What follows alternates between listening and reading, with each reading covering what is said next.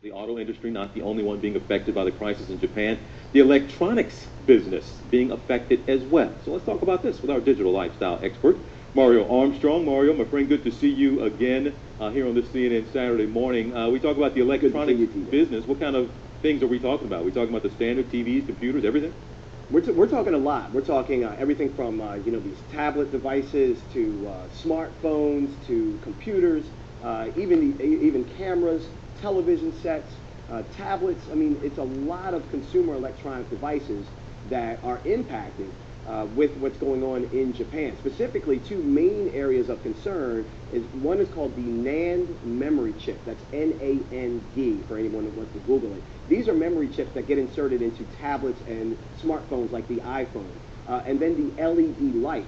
These are the little lights that are used for our computer screens as well as television screens. Those are the two biggest concerns right now. All right, and Mario, you said it's having an impact. How significant at this point of a problem are we having?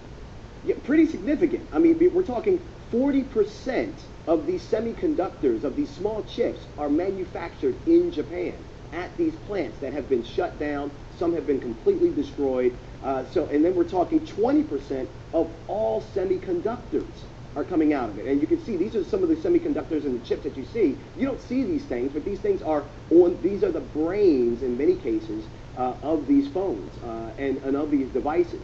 So these are things that you don't really get to see, but they're very critical components in the consumer electronic devices that we use. And we've seen now, not only because the plants have been shut down, but every time there's a aftershock that's over 5 on the Richter scale, they shut down any operations that currently can run.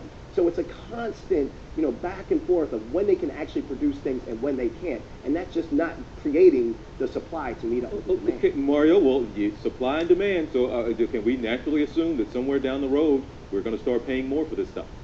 Yeah, we can naturally make that assumption. Here's the key to this, the whole thing. It's really going to depend on how long we're going to see this infrastructure in Japan still be a problem. It's not just the plants, but even if they have stuff that could be shipped, they can't get it on the roads. They can't get it to the port. They can't export it out.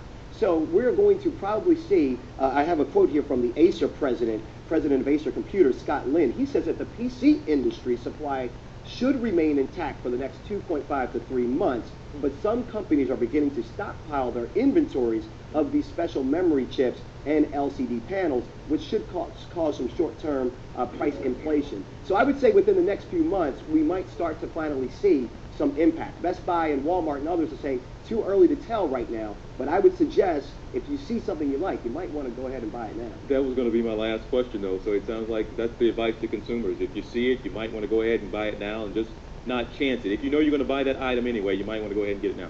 Great point. If you're thinking about upgrading, if you're already thinking about making that decision, why wait? The inventory are still at the stores right now, so they can meet that demand. And you don't want to be able to buy these devices if prices are going to go up for sure. So this is probably the last thing that many people are worried about. Right now. I mean, obviously we're talking about people losing lives there, and companies like Sony and Toshiba and others are more worried about their employees than they are about getting chips out. Yeah. But at the same time, it's an unfortunate situation that can have an impact on our pockets. All right, Mario Armstrong, good to see you.